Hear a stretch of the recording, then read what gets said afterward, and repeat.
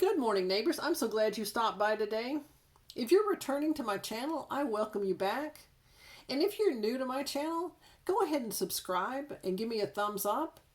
Also, hit that notification bell and make sure it lights up so you don't miss any videos coming up in the future. Today, we're going to be talking about saving water, inside and out. Now, you see a bottle of crazy water here, and this type of water is purchased in the store. But these are just some tips that you can use in your everyday life to save water. Water is a precious commodity, and we need to make sure that we use it wisely. Number one would be check toilets for leaks. If you see any leaks, be sure and go ahead and have those repaired as soon as possible. That way you won't waste any water, and your water bill or the amount of water coming out of your well won't be depleted. Put a plastic bottle, or some people put a brick, they put different things in the toilet tank so you don't use as much water each time the toilet's flushed. Some people have low flow toilets. It does it automatically, so you don't need to worry about that. A lot of people, or some people, what they do is they use the toilet as a trash can or an ashtray. Whatever they want, they throw it in there and they flush it. It could be Kleenex, toilet paper, which is fine. Unfortunately, some people throw baby wipes in there, which is not recommended. It even says on the package, do not flush. They use it as an ashtray. They can flush cigarettes down the toilet, which is not good either. Another thing is take shorter showers. The research that I did online said every shower that you take uses between 5 and 10 gallons of water a minute. So think about how much water is literally going down the drain just when you're taking a shower.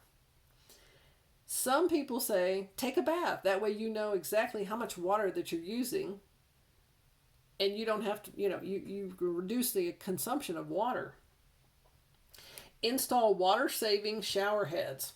This is another frugal idea, and if you have them, it reduces the amount of water that actually comes out of the shower head. Turn off the water when you brush your teeth or shave. You don't need to run the water for no reason. It's just wasting water. It's not being frugal. You're not using your resources, in my opinion, wisely. Check the faucets and the pipes for leaks. Not just the toilets, the pipes and the faucets, wherever. If a faucet is dripping, it's wasting water. Use the dishwasher, if you do, for full loads only. Also the washing machine. There's no reason to put in one towel and a pair of socks and run the washer. It's not going to be efficient. Although it says it's an efficient washer, that's correct. It's Energy Star on electricity. But full loads are best in washing machines and dishwashers. Don't let the faucet run while you're cleaning your vegetables. What I do is when I'm out in the garden, I pull the vegetables whenever I want.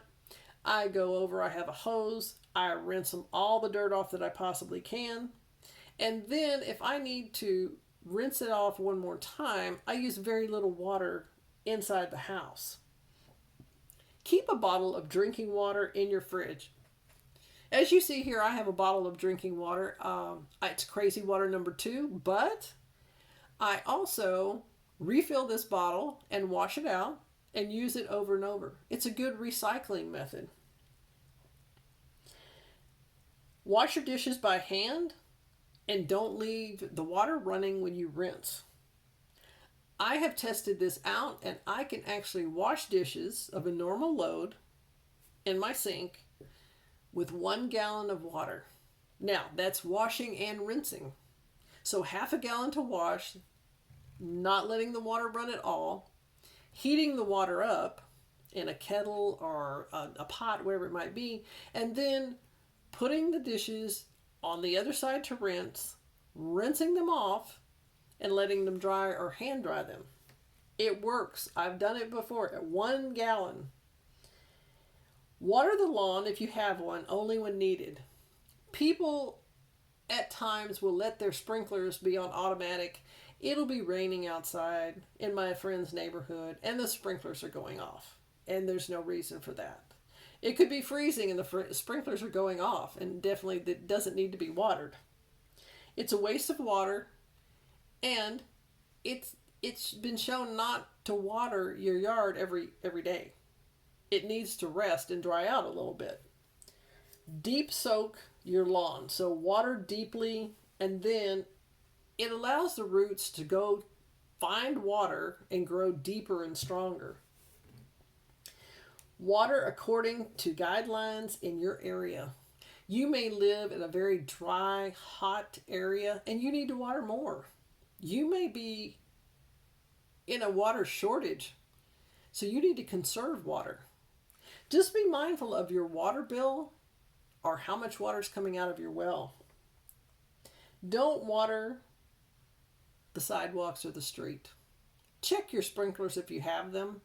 Make sure you're not watering the sidewalk. It really doesn't grow. I know you don't have to mow it, but it doesn't grow, and it's not a pretty sight. And it does waste water. Mulch around your plants and all your trees according to manufacturer's guidelines. Use a broom to clean the driveway or the walkways. There's not a reason that you need to wash them off. They're fine, unless you're going to scrub them with soap and bleach and everything else. And then when you drive a vehicle on them, they're going to be dirty again. So don't run the hose when you wash your car. Unless you're going to have the hose run at a low rate, you can put it in a flower bed if you need to water it. You can put it on your lawn or by a tree, and then wash your car off and then put it right back.